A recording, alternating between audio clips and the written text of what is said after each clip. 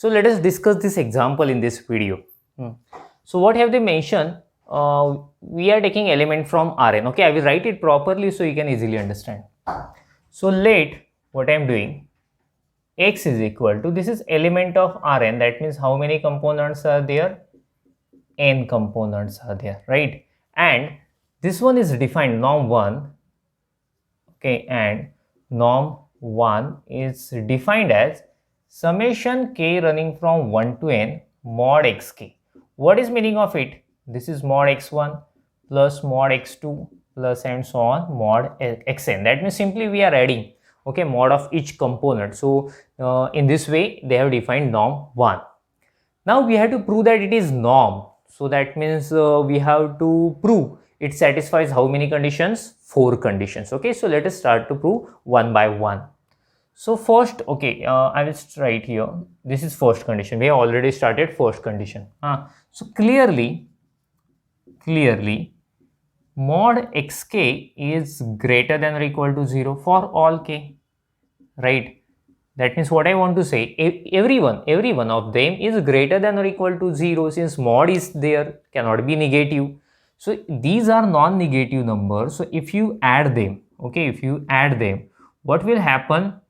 Those also will be greater than or equal to 0. Agree with me?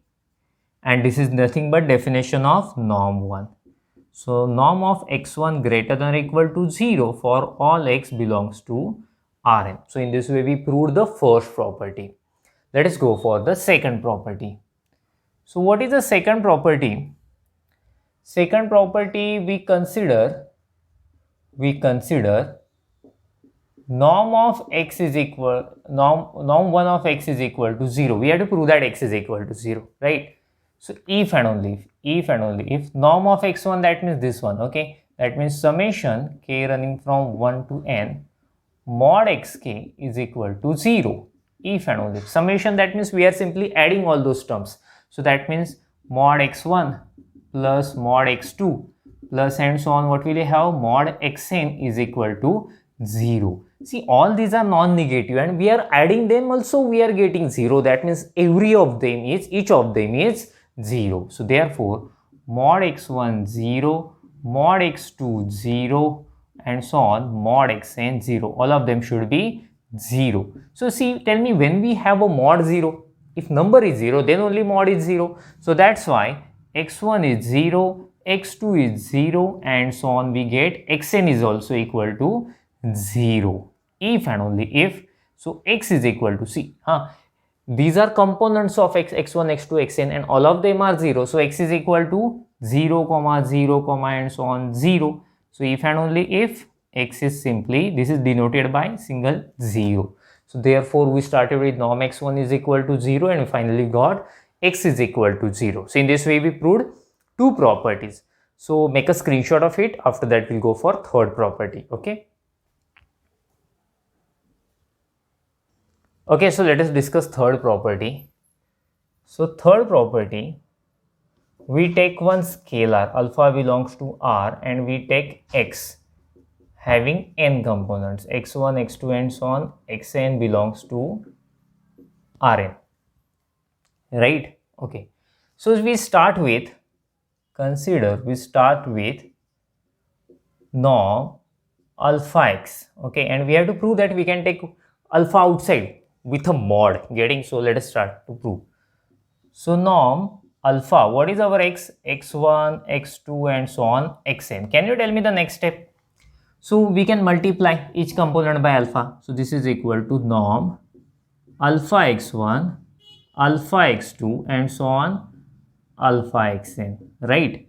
So this is equal to, so let us apply the definition. If I apply the definition says summation k running from 1 to n. Here simply we have to take mod of each component. So mod alpha xk, right? Mod alpha xk, since there is alpha, okay, as a multiple of each component. See, in case of mod, okay, in case of mod, you can take separate mod alpha into mod xk. So mod alpha is a constant and which is independent on this summation, so you can take it outside, right? So this is equal to mod alpha, I am taking outside, summation k running from 1 to n mod xk, okay. So mod alpha, and this is nothing but norm x1. Okay, I should write 1 here, huh? Yes, 1. Okay, in this way we proved third property also. So let us go for the last property. Let us go for last property. After that we can declare it is a norm on Rn. Okay, so for last property we want two elements, x1, x2 and so on xn, and y is equal to y1, y2 and so on yn. Okay, so both are elements of Rn. So let us consider norm x plus y. Okay, so this is equal to norm. What is my x? Let us put the value of x there, which is x1, x2 and so on xn. And what is y? y1, y2 and so on yn. Okay, so after that we have two elements of Rn. You know well how to add two elements of Rn, component wise addition.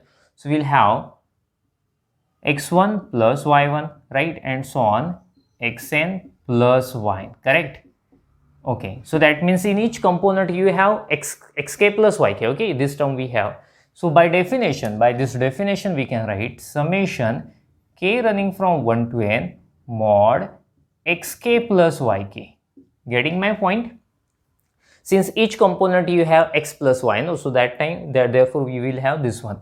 So you know well, if addition is there and if you take separate mod, you will have this type of inequality, correct?